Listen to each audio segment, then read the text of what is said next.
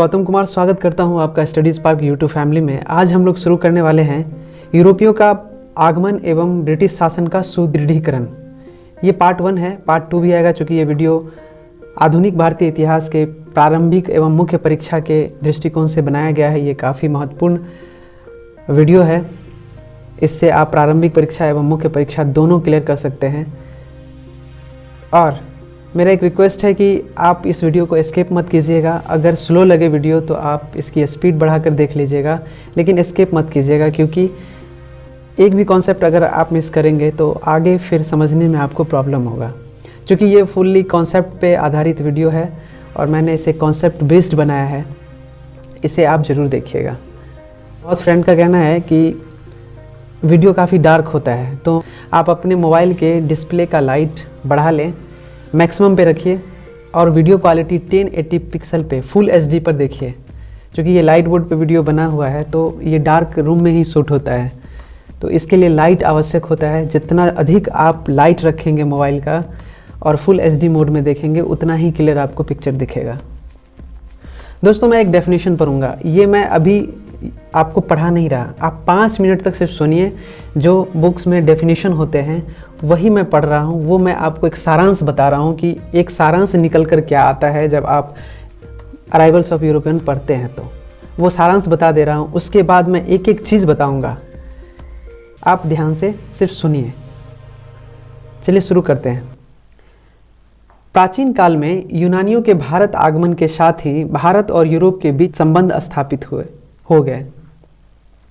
पूर्व मध्यकाल में एशिया और यूरोप के बीच व्यापार अरब देशों के व्यापारियों की मदद से होता था, लेकिन 1453 ईस्वी में तुर्की साम्राज्य का कुस्तुनतुनिया पर अधिकार हो जाने के बाद स्थल मार्ग से व्यापार अवरुद्ध हो गया, मतलब रुक गया। अब यूरोपियनों ने वैकल्पिक मार्ग की खोज प्रारंभ कर दी। इसी क्रम में पुर्तगाल निवासी वास्को डी गामा ने केप ऑफ गुड होप की यात्रा करते हुए भारत के नए समुद्री मार्ग की खोज की एवं भारत में अपने शक्ति के बल पर अपने व्यापार को स्थापित किया। 15वीं शताब्दी के उत्तरार्ध एवं 17वीं शताब्दी के पूर्वार्ध के दौरान भारत में व्यापार के उद्देश्य से आने वाली यूरोपियन कंपनी ने यहाँ की राजनीतिक, आर्थिक तथा सामाजिक स्थिति को लगभग 350 वर्षों तक प्रभावित किया। ये था सारांश। अब हम बता रहे हैं कि भारत में कंपनी का जो आगमन हुआ, देखो आप, भारत में कंपनियों का आगमन अलग चीज़ है और भारत में कंपनी का जो स्थापना किया गया यूरोपियनों के द्वारा वो अलग है। जब आगमन पूछ लिया जाए तो उसका क्रम चेंज हो जाएगा। भारत में यूरोपीय कंपनियों के आगमन का क्रम पूछ लिया जाए, इस टाइप से भी क्वेश्चन पूछ लेता है। कई बार कमीशन ने पूछा है इस क्वेश्चन को, इसीलिए मैं ये बोल रहा हूँ ज़्यादा जोर डालकर कि जब आपसे पूछ लिया जाए भारत में कंपनियों का आगमन का क्रम बताइए, सबसे पहले पुर्तगाली आए, फिर डच आए, फिर अंग्रेज आए, फिर डेनिश आए, फिर फ्रांसीसी आए, फिर स्वीडिश आए। ये क्रम है। आपने कहीं पढ़ा होगा कि पुर्तगाली के बाद अंग्रेज आते हैं, नहीं, वो कंपनी का स्थापना करते हैं। वो क्रम जो है आगमन का नहीं है, ये कन्फ्यूजन दूर कर लीजिए आप। जब कंपनी के आगमन का क्रम पूछा तब आपका जो सीक्वेंस हो जाएगा वो इस टाइप से होगा, पहले पुर्तगाली, फिर डच, फिर अंग्रेज, फिर डेनिश, फिर फ्रांसीसी और फिर स्वीडिश। वहीं आपसे पूछ लिया जाए यूरोपीय कंपनी का भारत में स्थापना बता दीजिए कि उसका क्रम क्या है। आगमन का क्रम आपको मैंने बता दिया, अब कंपनी का स्थापना का क्रम पूछ लेगा तो वहाँ पे आप चेंज हो जाएगा। देखिए, पुर्तगाली के बाद डच आए जरूर थे, लेकिन कंपनी का स्थापना डच से पहले अंग्रेजों ने कर दिया, तो वहाँ पे क्रम हो जाएगा। पुर्तगाली 1505 ईस्वी में करते हैं स्थापना, 1600 ईस्वी में अंग्रेज करते हैं, डच 1602 ईस्वी में करते हैं, उसके बाद डेनिश 1616 ईस्वी में, फ्रांसीसी 1664 ईस्वी में और स्वीडिश 1731 ईस्वी में स्थापना करते हैं। ये था यूरोपीय कंपनी के स्थापना का क्रम। आगमन का क्रम पुर्तगाली के बाद डच, उसके बाद अंग्रेज। कंपनी के स्थापना का क्रम पूछ ले तो पहले पुर्तगाली, उसके बाद अंग्रेज। कंपनी की स्थापना में पुर्तगाली के बाद अंग्रेज हो जाएगा और आगमन में पुर्तगाली के बाद डच हो जाएगा। ये कॉन्सेप्ट आपका क्लियर हो गया। ये था सारांश। मैंने बोला भी था कि आप 5 मिनट सुनिए बस। अब आपके मन में एक बात आना चाहिए, सारांश मैंने पढ़ लिया सर, सारांश में आपने बताया कि मार्ग अवरुद्ध हो जाने के कारण समुद्री मार्ग से वास्को डी गामा आते हैं, और कंपनी का यहाँ पर फॉर्मेशन होता है। आखिर ऐसा क्यों होता है? दोस्तों, इंग्लिश में एक कहावत है, नो स्मोक विदाउट फायर, बिना आग के धुआं नहीं होती। अगर कोई घटना नहीं घटी तो बिना घटना के समुद्री मार्ग से क्यों आना पड़ा? कुछ तो कारण है, कुछ तो कारण हुआ होगा जिसके वजह से पुर्तगालियों को, यूरोपियंस को समुद्री मार्ग का सहारा लेना पड़ा। तो चलिए शुरू करते हैं। यूरोपियन ने भारत में आना कैसे प्रारंभ किया, इसको जानने से पहले हमें थोड़ा बहुत मध्यकालीन भारत को जानना पड़ेगा, या यूं कहे तो थोड़ा बहुत मुगल काल से पहले जाना पड़ेगा। अब सबसे पहले समझते हैं कि बाइजेंटियन एम्पायर क्या है। ये देख रहे हैं नक्शा, मैप देख रहे हैं, ये बाइजेंटियन एम्पायर का मैप है। यह एक रोमन एम्पायर था। रोमन एम्पायर बहुत समय तक यूरोप के पश्चिमी क्षेत्र में प्रभाव में रहा था। आप कह सकते हैं कि ये जो यूरेशिया वाला क्षेत्र है, या यूरोप एवं एशिया के बाउंड्री वाला क्षेत्र पड़ता है, या उत्तरी अफ्रीका वाला क्षेत्र है, जो ये रेड रेड वाला एरिया है, यह क्षेत्र किसी न किसी समय पर रोमन एम्पायर के अंतर्गत रहा था। और इस रोमन एम्पायर का प्रभाव इस क्षेत्र पर बहुत लंबे समय तक रहा था, जिसे बाइजेंटीन एम्पायर कहा जाता था। और इसी बाइजेंटीन एम्पायर को ईस्टर्न रोमन एम्पायर के नाम से भी जाना गया। 7वीं शताब्दी के पहले इजिप्ट में रोमन्स का शासन हुआ करता था। 7वीं शताब्दी में रोमन्स के दिमाग में एक बात आई कि हम लोग अपने साम्राज्य का विस्तार करते हैं। यही लालसा अरबों के मन में भी था, एवं इसी लालसा को पूरा करने के लिए पर्शियन ने इस क्षेत्र पर आक्रमण कर दिया एवं इजिप्ट पर कब्जा कर लिया। और इजिप्ट जो कल तक रोमन्स के अधिकार में था, उसे रोमन से बाहर कर लिया गया। तो ये जो मैप मैंने दिखाया, देखिए मैप जो दिख रहे हैं आप, ये इजिप्ट का है। और ये इजिप्ट जो बाइजेंटियन एम्पायर हमने दिखाया आपको, उसी बाइजेंटियन एम्पायर का मैप देख रहे हैं, बाइजेंटियन एम्पायर का, उसका बड़ा सा ये इमेज जो हमने दिखाया है आपको, ये इजिप्ट का मैप है। और ये कभी ना कभी रोमन्स के अधिकार में था, जिसे रोमन से बाहर निकाल लिया। अब पर्शियंस जो अरब से थे, उनका इजिप्ट पर राज हो गया। अब क्या होता है, इजिप्ट से व्यापार के लिए एक रास्ता रेड सी के लिए निकलता है। ये जो एरिया देख रहे हैं, ये एरिया, यही है रेड सी वाला एरिया।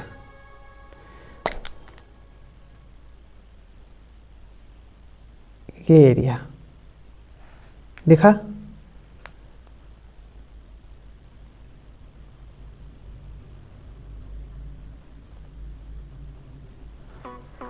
अब क्या होता है, इजिप्ट से व्यापार के लिए एक रास्ता रेड सी का निकलता था, जिस रास्ते से भारतीय क्षेत्र में आसानी से व्यापार किया जाता था।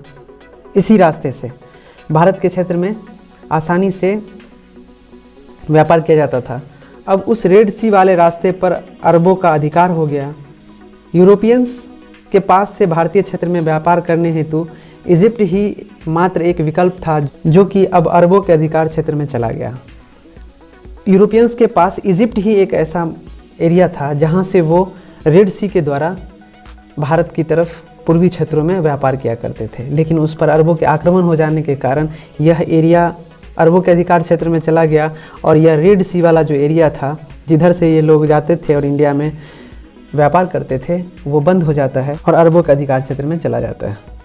यूरोपियंस का भारतीय क्षेत्र से अत्यधिक व्यापार होता था। यहाँ से यूरोपियंस मसाले, इंडिया का सिल्क, पत्थरों, बहुमूल्य पत्थर इत्यादि का भी व्यापार करते थे। यूरोपियंस इंडिया ही नहीं, इस क्षेत्र से लगे लगभग सभी देशों जैसे कि इंडोनेशिया इत्यादि से भी व्यापार करते थे। अरबों का इजिप्ट पर कब्जा कर लेने की वजह से इसके रेड सी वाला मार्ग अवरुद्ध हो गया, जिससे यूरोपियंस का भारत से होने वाला व्यापार बुरी तरह प्रभावित हुआ। अब क्या करते हैं, अरब इस चीज़ का फ़ायदा उठाते हैं और वह इजिप्ट के रेड सी वाले क्षेत्र में धीरे धीरे अपने साम्राज्य का विस्तार करने लगते हैं। ये देख रहे हैं आप, ये जो इजिप्ट का रेड सी वाला एरिया है, इसके चारों तरफ क्या करते हैं, अपना साम्राज्य का विस्तार करने लगते हैं। और धीरे धीरे ये जो रेड सी का एरिया दिख रहा है आपको, रेड सी का, इसके सटे हुए किनारे किनारे जो भी एरिया है, उसके स्थल पर भी स्थल वाले क्षेत्र पर भी अपना अधिकार कर लेते हैं, जिससे अब यूरोपियंस का भारतीय क्षेत्र में स्थल मार्ग से होने वाला व्यापार भी अवरुद्ध हो जाता है।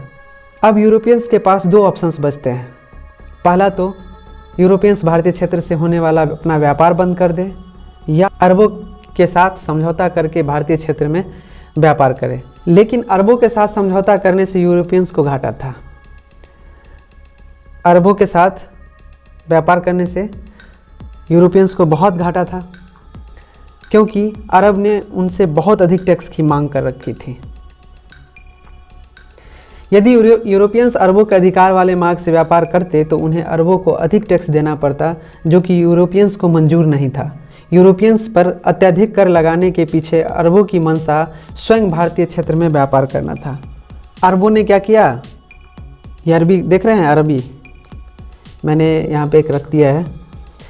अरबों ने मौके का फ़ायदा उठाया एवं स्वयं ये जो भारतीय क्षेत्र वाला एरिया है, ये इन क्षेत्र में स्वयं व्यापार करना प्रारंभ कर दिया एवं भारतीय सामान को खरीद कर इसी रेड सी वाले एरिया से, ये जो रेड सी का एरिया है, इस रेड सी वाले, इसके लिए तो आसान हो गया, इस रेड सी से अपना व्यापार करता था, फिर इधर से ही जाकर और यूरोपीय क्षेत्र में अधिक दाम पर सामान बेचने लगा और अधिक मुनाफा कमाने लगा। यह बात यूरोपियंस को खटकने लगी और यूरोपियंस ने सोचा कि हमें भारतीय क्षेत्र से सीधा व्यापार करना है। अरबों जैसे किसी भी बिचौलियों को इस व्यापार में साझेदार नहीं बनाना है एवं अरबों को इस व्यापार से हटाना है, यह यूरोपियंस ने सोचा। क्योंकि यूरोपियंस जो थे ना, वो अपने काम में किसी का भी हस्तक्षेप नहीं चाहते थे। वो बांटकर शेयर करके बिजनेस व्यवसाय करने वालों में से नहीं थे, वो अपनी बादशाहत चाहते थे। हर 15वीं शताब्दी आते आते यूरोपियंस के मन की बात बाहर निकलने लगी। पूरे यूरोपियंस के मन में अरबों के विरुद्ध काफ़ी आक्रोश था। इनकी आधुनिक सोच खुद से प्रश्न करने लगे। पुर्तगाली शिप के निर्माण में बहुत कुशल थे। उन्होंने सोचा कि अरबों को भारतीय क्षेत्र के व्यापार से हटाना है तो उन्हें कोई अन्य वैकल्पिक मार्ग की खोज करनी होगी। लेकिन कैसे? इजिप्ट के रेड सी वाले क्षेत्र एवं स्थल मार्ग को तो अरबों ने अवरुद्ध कर रखा था। इस समय पूरे यूरोप में आर्थिक विकास तेजी से हो रहा था। कृषि का विकास, कृषि तकनीक, प्रबंधन, विज्ञान एवं प्रौद्योगिकी का विकास हो रहा था। लेकिन इनको भारतीय क्षेत्र एवं इंडोनेशिया इत्यादि से आने वाले मसालों एवं लग्जरी गुड्स जो कि पूर्वी क्षेत्र से आते थे, इसकी कमी बहुत खल रही थी। यूरोपियंस ने अपनी कुशलता का परिचय देते हुए अपने शिप की मदद से समुद्री मार्ग के द्वारा भारतीय क्षेत्र से व्यापार हेतु मार्ग खोजने के साहसिक प्रयास करने के बारे में सोचा। यूरोप में 2 पोर्ट्स हैं, एक है वेनिस, ये दिख रहा है आपको, एवं दूसरा है जिनोवा का पोर्ट। वेनिस इटली में आता है। इन पोर्ट से पूर्वी क्षेत्र से व्यापार होता था। अरब के बीच में आ जाने से यहाँ से व्यापार अवरुद्ध हो गया, जिस कारण पूरा का पूरा यूरोपियंस व्यापार प्रभावित हुआ था।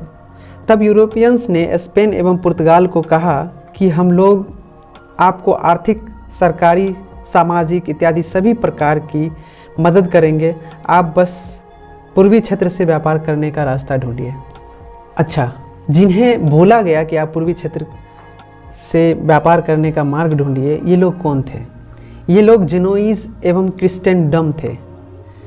देखिए, ये आप सोच रहे होंगे कि ये जिनोइज और क्रिस्टेंडम कौन थे, यह क्या होता है? अटपटा सा नाम है।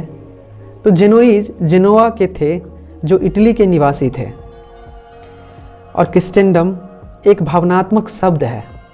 यह एक भावना थी जो कि क्रिश्चियन धर्म वर्सेज इस्लाम धर्म थी। ये लोग इस्लाम धर्म के विरुद्ध थे, जो कि वाणिज्यिक लड़ाई से धार्मिक लड़ाई हो चुकी थी। ये 2 वर्ड याद रख लीजिएगा। इस भावना को पूरा करने का नेतृत्व 2 देशों ने ली। वे थे पुर्तगाल एवं स्पेन, जो कि क्रिश्चियन धर्म एवं अपने व्यापार को पूरी दुनिया में फैलाना चाहते थे। इसी मंशा को पूरा करने के लिए राजकुमार प्रिंस हेनरी, जिसे द नेविगेटर भी कहा जाता है, को पोप निकोलस V ने एक बैल दिया, या हम कह सकते हैं कि इन्हें प्राधिकृत किया था, इनफॉर्मल राइट दिया कि आप पूर्वी क्षेत्र में जाइए और तरीका ढूंढिए कि कैसे इस्लामिक इन्फ्लुएंस को ख़त्म किया जाए। राजकुमार प्रिंस हेनरी हैं और ये पोप निकोलस V हैं जिन्होंने बुल दिया। बुल दिख भी रहा है आपके स्क्रीन पर। पुर्तगाल के राजकुमार हेनरी द नेविगेटर के सतत प्रयासों से भौगोलिक खोजों का कार्य आसान हुआ, लेकिन इनकी यह इच्छा पूरी नहीं हो पाई, क्योंकि 13 नवंबर 1460 को इनकी मृत्यु हो गई। इनकी मृत्यु के पश्चात जो प्रशासक आए वे उतने जिज्ञासु नहीं थे। इसी वजह से लगभग 27 वर्षों तक किसी प्रशासक ने भारतीय क्षेत्र से व्यापार करने हेतु समुद्री मार्ग खोजने की अपनी जिज्ञासा व्यक्त नहीं की।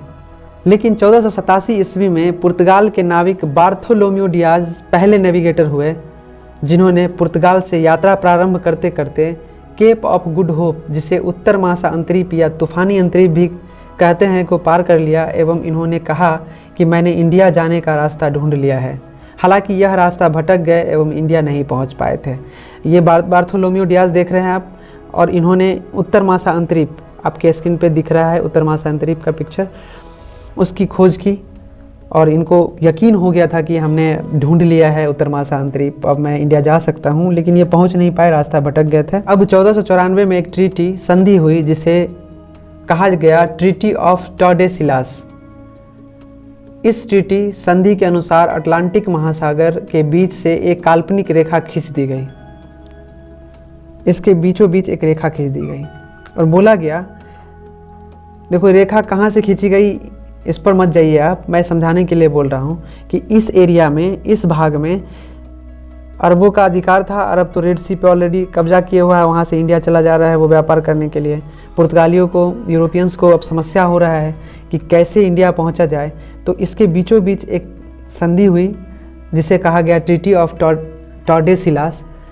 इस संधि के अनुसार अटलांटिक महासागर के बीच से एक काल्पनिक रेखा खींच दी गई। ये अटलांटिक महासागर मान लीजिए इसको, और कह दिया गया कि काल्पनिक रेखा के पूर्व में, ये पूर्व वाला एरिया है, पूर्व में जो भी खोज एवं विस्तार होगा वह पुर्तगाल करेगा, और इसी क्रम में पश्चिम में जो होगा, इस तरफ जो भी होगा वो स्पेन करेगा। पश्चिम की ओर स्पेन करेगा और पूरब की ओर पुर्तगाल करेगा,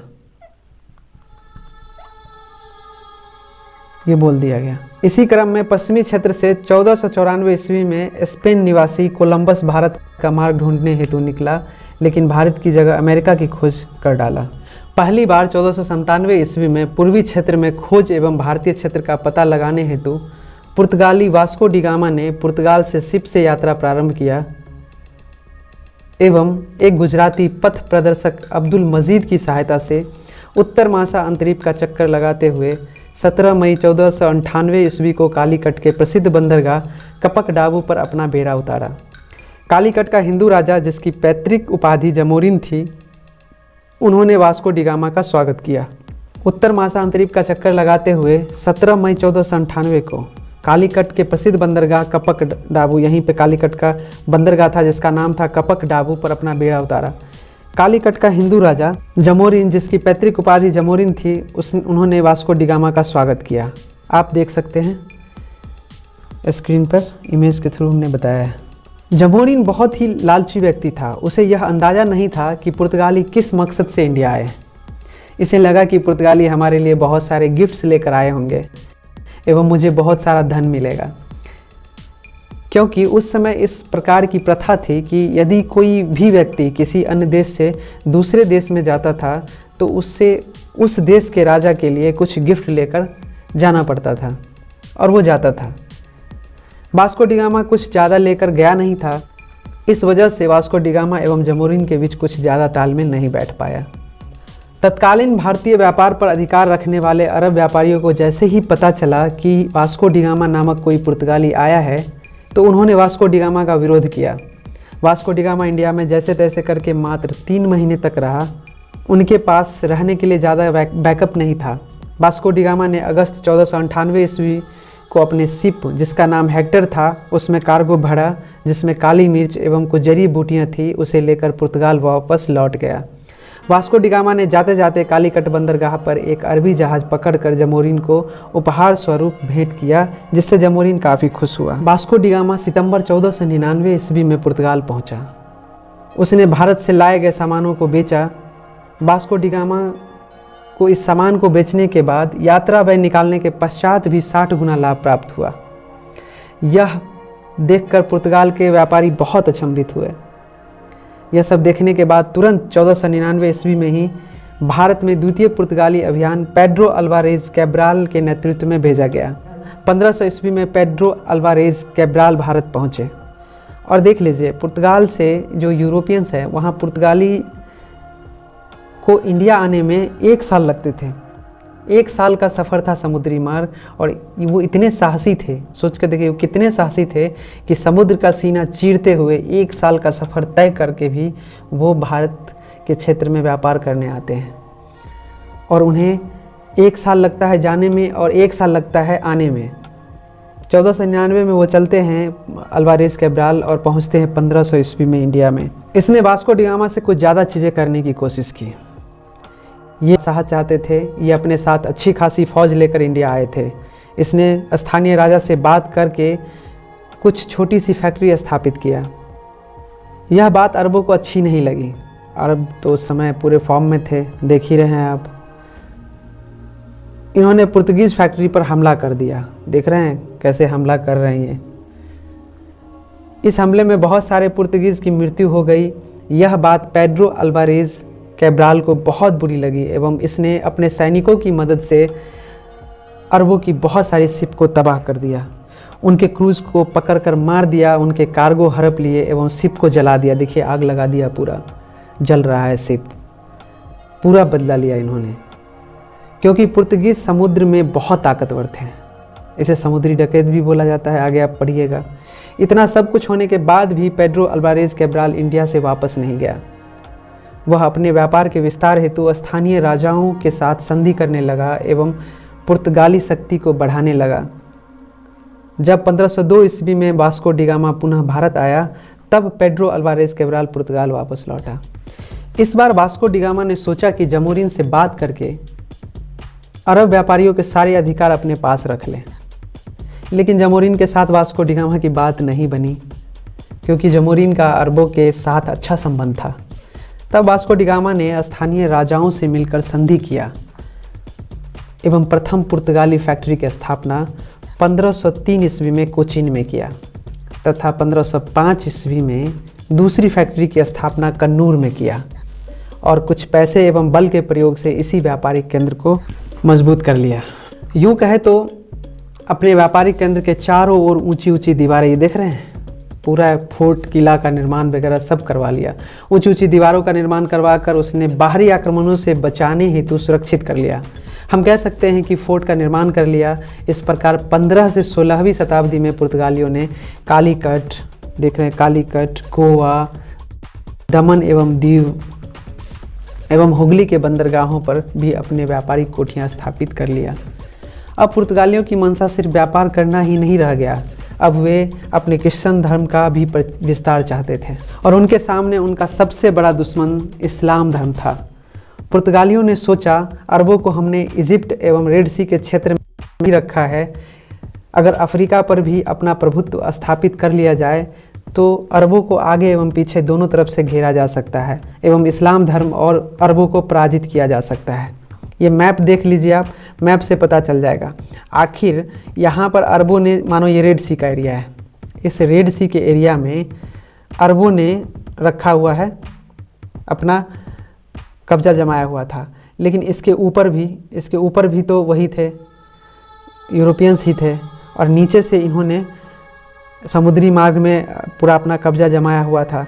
तो इन्होंने सोचा कि अब इससे इजिप्ट से पहले जो है ना, इसी रास्ते में अफ्रीका पड़ता है, वहाँ पर इन्होंने सोचा कि अपना अड्डा जमा ले और इसको आगे से भी बैन कर दे और पीछे से भी, और अरब को आगे पीछे दोनों से आक्रमण करके कमज़ोर कर देंगे और अपने इस्लाम धर्म का विस्तार करेंगे।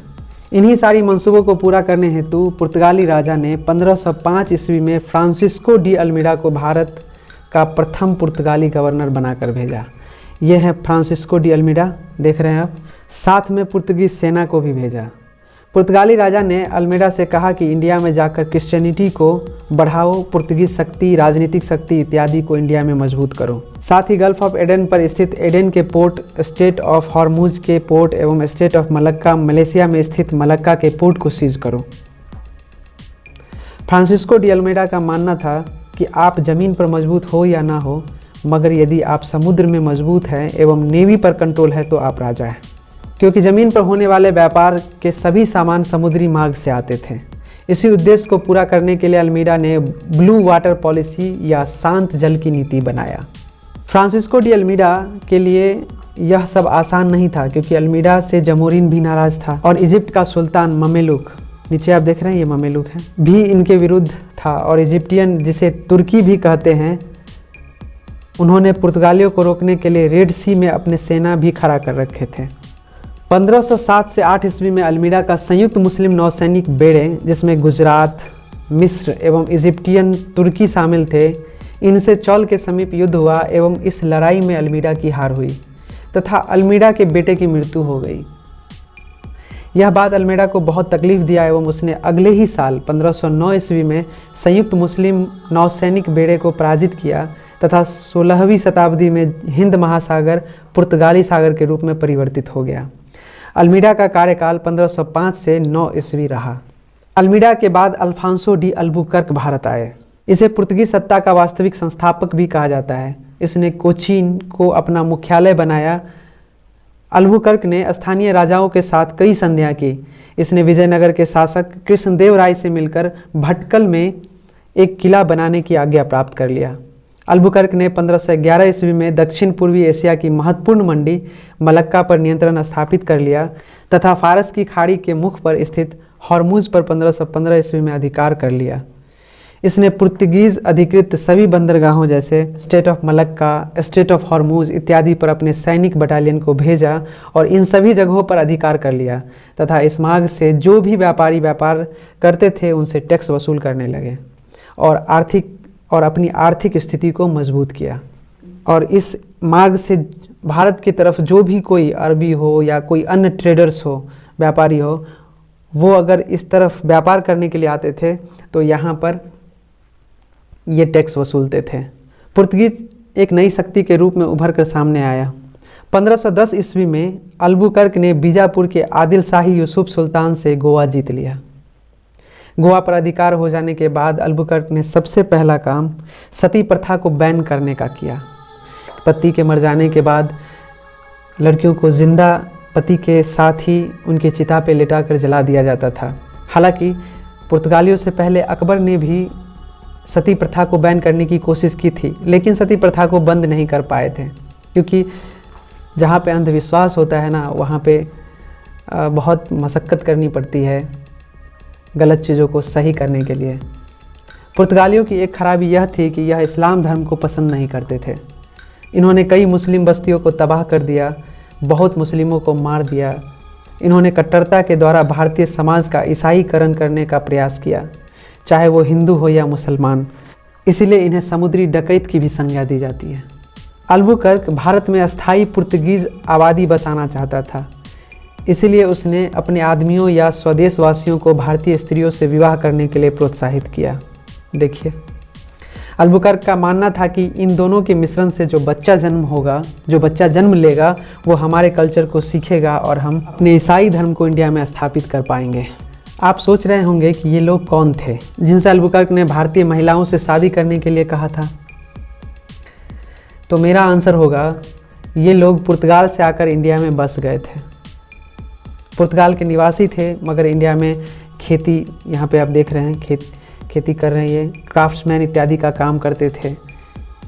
ये लोग यहाँ पर कृषि कार्य इत्यादि में संलग्न हो गए थे, जैसे कि तंबाकू, आलू, मक्का, अनानास, पपीता, बादाम वगैरह, काजू, मूंगफली, शकरकंद, लीची, संतरा, नारियल इत्यादि की खेती कर रहे थे।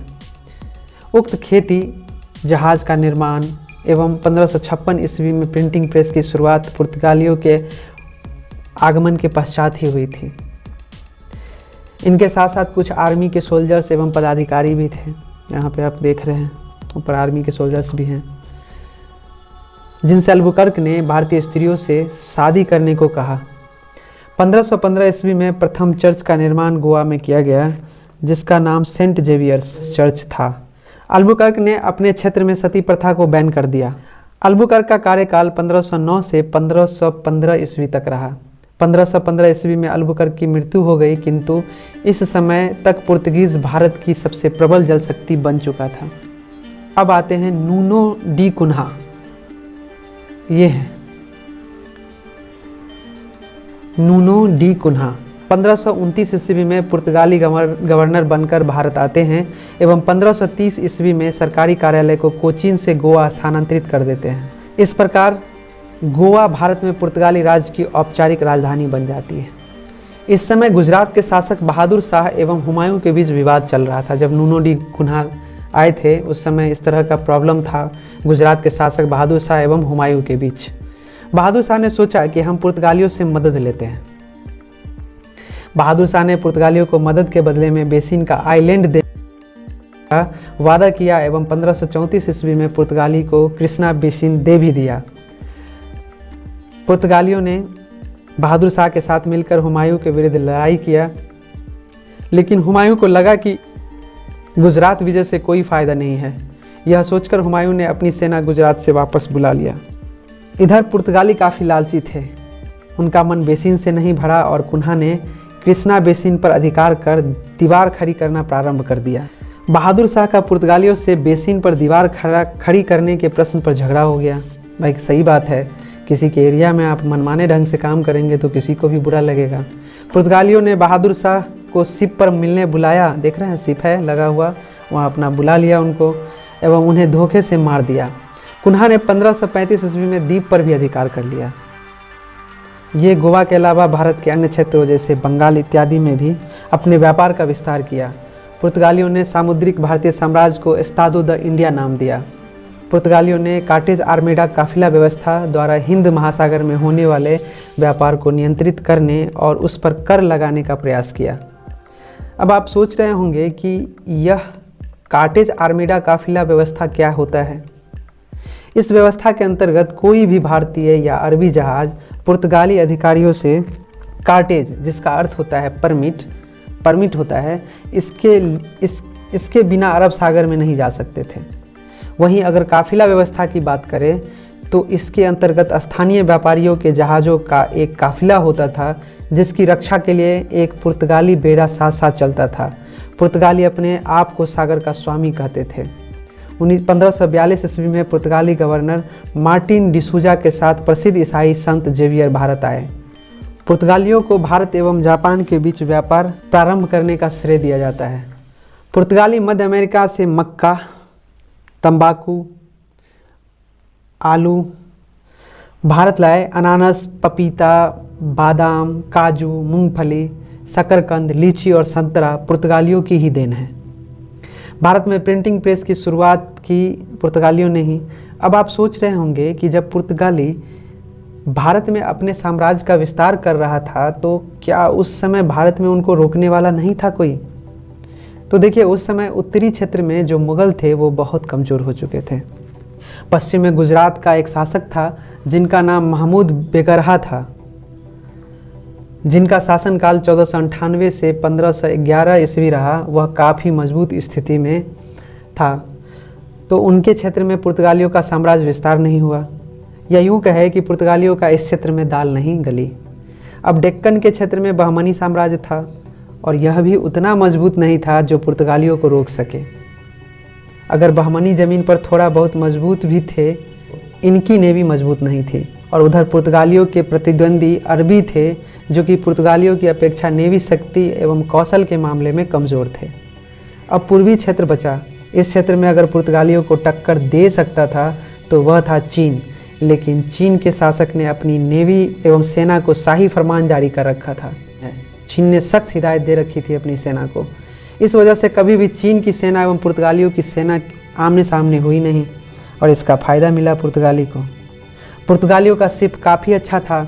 वे अपने जहाज़ों पर कैनन, तोप लगा कर चलते थे। देख रहे हैं ये शिप, उनका शिप है, ऊपर तोप वगैरह लगाए हुए हैं। और इसके शिप की खासियत ये थी कि ये आगे से जब चलते थे तो नुकीला आकार का था, और पीछे जो था, ये पीछे वाला एरिया, ये चौड़ा था। अगर कोई पीछे से वार भी करता, इन पे कोई पीछे से वार भी करता तो इनके इस पीछे वाले पोर्शन पे टकरा कर इनको ज़्यादा हार्म नहीं करता था, क्योंकि ये रोक लेता था। और ये समुद्र में किसी को भी, कोई भी व्यापारी है, उसको दूर से ही देखने पर उससे पैसा मांगते थे। पैसा नहीं देने पर उन्हें तोप से ही उड़ा देते थे।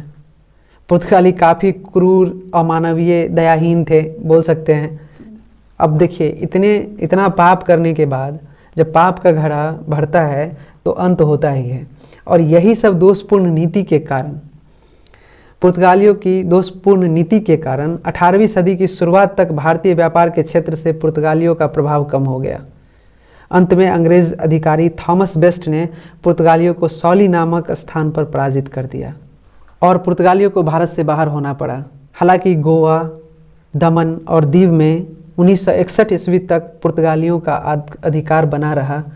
इस प्रकार पुर्तगाली इंडिया से सबसे पहले इंडिया में आते हैं और सबसे बाद में इंडिया से जाते हैं। ये भी क्वेश्चन पूछ लिया जाएगा और पूछते भी हैं, पूछा भी जाता है कि अब बताएं कि इनमें से कौन यूरोपियंस है जो इंडिया में सबसे पहले आते हैं और सबसे बाद में जाते हैं, तो वो हो जाएगा पुर्तगाली। अब बहुत ही महत्वपूर्ण सेक्शन है, परीक्षा के दृष्टिकोण से बहुत महत्वपूर्ण तथ्य है। ये कई बार पूछा गया है और ये एक्सपेक्टेड है, इसे आप याद कर लीजिएगा लाइन बाय लाइन। ये काफ़ी एक्सपेरिमेंट करके खोजा गया है। अभी तक आपने जो पढ़ा है, मैंने जो अभी आपको स्टोरी बताई है, मैंने जो आपको एक स्टोरी सुनाया है, उसका ये सारांश है। इसको आप एस्केप नहीं कीजिएगा। हो सके तो आप अगर स्टोरी नहीं सुन पाए 2 बार 3 बार लंबा हो जाने के कारण, तो आप इस सेक्शन को ज़रूर 2-3 बार देख लीजिएगा, क्योंकि ये फैक्ट है, टोटल का टोटल फैक्ट है। अभी तक जो मैंने आपको बताया आप डिस्क्रिप्टिव में यूज़ कर सकते हैं उस सेंटेंस को, उस कहानी को, लेकिन ये एग्ज़ाम में सीधा सीधा पूछ लिया जाता है। तो चलिए शुरू करते हैं। मई 1498 में वास्को डी गामा ने भारत के पश्चिमी तट पर स्थित कालीकट बंदरगाह पहुंचकर भारत एवं यूरोप के बीच नए समुद्री मार्ग की खोज की। ये मैंने आपको बताया था, ये शॉर्ट है, इन शॉर्ट पूरे कहानी का मैं आपको रिकॉल करवा रहा हूँ। 1505 ईस्वी में फ्रांसिस्को द अल्मीडा भारत में प्रथम पुर्तगाली वायसराय बनकर आया। अल्बुकर्क ने 1510 ईस्वी में बीजापुर के सुल्तान यूसुफ आदिल शाह से गोवा को जीता। ये भी बताया था मैंने आपको। अब तक हमने जो सीखा है उसी को मैं रिकॉल कर रहा हूँ। पुर्तगालियों ने अपनी पहली व्यापारिक कोठी कोचीन में स्थापित की, हमने ये भी पढ़ा है। भारत में गोथिक स्थापत्य कला की स्थापना का श्रेय पुर्तगालियों को जाता है। अल्बुकर्क सती प्रथा का विरोध करने वाला प्रथम यूरोपीय व्यक्ति था। पुर्तगालियों के विरुद्ध शाहजहां ने 1632 ईस्वी में हुगली नगर पर घेरा डाला। भारत में यूरोपीय शक्तियों द्वारा अपना पहला किला गोवा में निर्मित किया गया। पेड्रो अल्वारेज कैब्राल भारत आने वाले द्वितीय पुर्तगाली वाणिज्यिक अभियान के नेता थे। 1542 ईस्वी में पुर्तगाली गवर्नर मार्टिन डिसूजा संत जेवियर के साथ भारत आए। ये भी हमने सीखा। भारत एवं जापान के बीच व्यापार का श्रेय पुर्तगालियों को जाता है, हमने ये भी पढ़ा। पुर्तगालियों को सेंट्रल अमेरिका से तंबाकू, आलू, मक्का इत्यादि लाने का श्रेय दिया जाता है। पुर्तगालियों ने 1556 ईस्वी में भारत में सर्वप्रथम प्रिंटिंग प्रेस की स्थापना की। जहाज निर्माण एवं फलों की प्रजातियां जैसे अनानास, सेब, पपीता, काजू, संतरा, नारियल, लीची, शकरकंद इत्यादि लाने का श्रेय पुर्तगालियों को दिया जाता है। यहाँ से भी क्वेश्चन पूछ लिया जाता है कि बताइए फल किस यूरोपियन ने लाया था। पुर्तगालियों को समुद्री डकैत भी कहा जाता है, ये क्वेश्चन बीपीएससी ने पूछ लिया था। पुर्तगालियों ने पुर्तगाली ईस्ट इंडिया कंपनी, जिसे एस्तादो द इंडिया कहा जाता था, की स्थापना 1498 में कालीकट में किया, जिसके प्रथम गवर्नर फ्रांसिस्को डी अल्मीडा थे। पुर्तगालियों को अंग्रेज अधिकारी थॉमस बेस्ट ने सॉली नामक स्थान पर पराजित किया। 1961 ईस्वी तक गोवा, दमन एवं दीव पुर्तगालियों के कब्जे में रहा। भारत में प्रथम आने वाला एवं अंत में भारत से जाने वाला यूरोपीय पुर्तगाली था। अब हमारा सेक्शन शुरू होता है माइंड मैप। ये जो इम्पोर्टेंट फैक्ट्स थे इसे याद कर लीजिएगा। अब माइंड मैप से हम आपके माइंड का टेस्ट लेंगे कि आपने क्या क्या पढ़ा, और माइंड पे आप प्रेशर दीजिए, रिकॉल कीजिए। आपको पूरा का पूरा कहानी जो मैंने सुनाया एक बार फिर से रिकॉल हो जाएगा मात्र 10 मिनट में। इसलिए हमने ये सेक्शन रखा है माइंड मैप का। हमने पढ़ लिया पूर्वी क्षेत्र से व्यापार हेतु नए समुद्री मार्ग की खोज स्पेन एवं पुर्तगाल निवासियों ने की। 1487 में स्पेन नेविगेटर बार्थोलोम्यू डियाज ने उत्तर मासा अंतरीप, जिसे कैप ऑफ गुड होप एवं तूफानी अंतरीप भी कहते हैं, की खोज की। यूरोपीय कंपनियों का भारत में आगमन हमने पढ़ा। सबसे पहले पुर्तगाली आए, फिर डच आए, फिर अंग्रेज आए, फिर डेनिश आए, फिर फ्रांसीसी आए और सबसे अंत में स्वीडिश आए। वहीं हमने पढ़ा यूरोपीय कंपनी का भारत में स्थापना। सबसे पहले पुर्तगाली आए 1505 ईस्वी में, फिर अंग्रेज आए 1600 ईस्वी में, फिर डच आए 1602 ईस्वी में, और उसके बाद डेनिश आए 1616 में, तब फ्रांसीसी आए 1664 में, और सबसे अंत में स्वीडिश आए 1731 में। हमने पढ़ा पुर्तगाल। पुर्तगाल में सबसे पहले जो पुर्तगाली आए वो वास्को डिगामा आए, उसके बाद पेड्रो अल्वारेज कैब्राल आए, फिर फ्रांसिस्को डी अल्मेडा आए, फिर अल्फांसो डी अल्बुकर्क, और उसके बाद नूनो डी कुन्हा आए। अब इनके कार्यकाल में कुछ महत्वपूर्ण घटनाएं हैं, उनको पढ़ लेते हैं। पुर्तगाल से वास्को डिगामा आए, अब्दुल मजीद की सहायता से उत्तर महासागरीय होते हुए कालीकट के कपक डाबू बंदरगाह पर 17 मई 1498 ईस्वी को पहुंचा। हमने पढ़ा था ये, अभी आपके माइंड में ये लाइन पढ़ने के बाद कहानी रिप्ले हो गया होगा। वास्को डिगामा अगस्त 1498 ईस्वी में मसाला, काली मिर्च एवं कुछ जड़ी बूटी लेकर पुर्तगाल वापस लौटा एवं उक्त सामान बेचकर यात्रा एवं खर्च अन्य सभी खर्चे काट कर लगभग 60 गुना से भी अधिक लाभ कमाया। पुर्तगाल वापस जाते समय एक अरबी जहाज पकड़कर जमोरीन को उपहार स्वरूप भेंट प्रदान किया। अब जो सेकंड आए पेड्रो अल्वारेज कैब्राल। इनके टाइम में पेड्रो अल्वारेज कैब्राल 1500 ईस्वी में भारत पहुंचने वाला दूसरा पुर्तगाली था। 1502 ईस्वी में पुर्तगाल वापस लौट गए। 1502 ईस्वी में इनके जाने के बाद वास्को डिगामा पुनः भारत आया। अब हम लोग पढ़ते हैं फ्रांसिस्को डी अल्मीडा के बारे में। इनका कार्यकाल 1505 ईस्वी से 1509 ईस्वी तक रहा।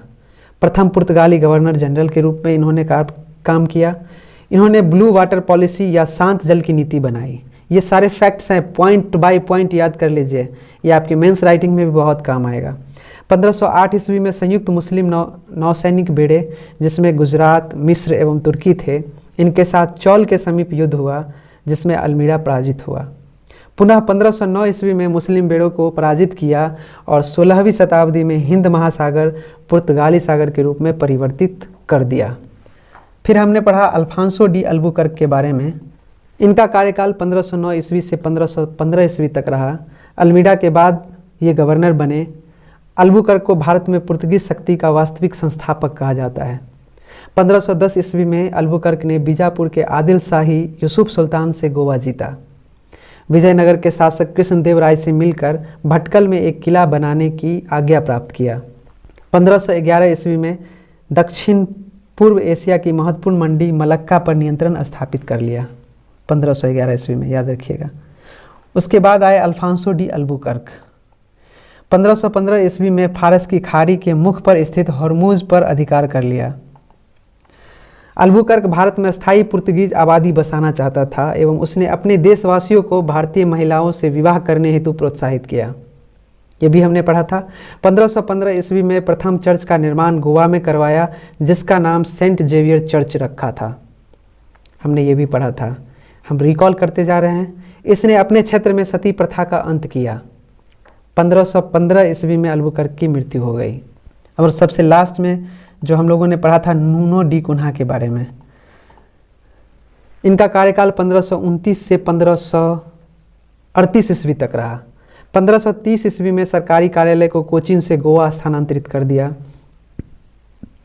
1534 ईस्वी में कृष्णा बेसिन एवं 1535 ईस्वी में द्वीप पर अधिकार कर लिया। सामुद्रिक भारतीय साम्राज्य को एस्तादो द इंडिया नाम दिया। कार्टेज आर्मेडा काफिला व्यवस्था का प्रस्तुतिकरण इन्होंने ही किया। स्वयं को सागर का स्वामी कहा। हिंद महासागर में व्यापारियों पर नियंत्रण किया एवं कर प्राप्त किया नूनो डी कुन्हा ने। यहाँ पे जितने भी फैक्ट्स हैं अराइवल्स ऑफ यूरोपियंस का वो बता दिया गया है मेंस के व्यू से और पीटी के व्यू से। आप इस वीडियो को देखने के बाद आपका प्री में कोई भी क्वेश्चन पूछ ले, सारा क्वेश्चन आप बना दीजिएगा। हमारा जो नेक्स्ट वीडियो आने वाला है जिसमें हम कुछ क्वेश्चन भी रखेंगे जो हमने पढ़ाया है, उससे क्वेश्चन भी रहेगा। हमारा लास्ट सेशन है जिसे बोलते हैं ज्ञान संग्रह, जिसमें 10 क्वेश्चन हम लोग डिस्कस करते हैं। चलिए 10 क्वेश्चन भी डिस्कस कर लेते हैं। बहमनी राजाओं की राजधानी गुलबर्गा थी। तड़ित विद्युत विसर्जन के द्वारा उत्पन्न होती है। शहद में मुख्यतः कार्बोहाइड्रेट होता है। संविधान के अनुच्छेद 1 में भारत को राज्यों का संघ कहा गया है। विक्टोरिया प्रपात जम्बेजी नदी पर है। हीरे की चमक का कारण प्रकाश का संपूर्ण आंतरिक परावर्तन है। भारत में सर्वाधिक शुद्ध सोने के सिक्के कुषाण वंश के शासकों ने जारी किए। सूर्य की ऊर्जा का मुख्य कारण नाभिकीय संलयन है। सिख गुरु अंगद ने गुरु नानक की जीवनी लिखी थी। रोम शहर टाइबर नदी के किनारे बसा है। ये ज्ञान संग्रह का 10 क्वेश्चन है, ये हमने बता दिया है। फ्रेंड्स, ये हमारा प्रोफाइल है। आपको यह वीडियो कैसा लगा आप हमें कमेंट कर बताएंगे।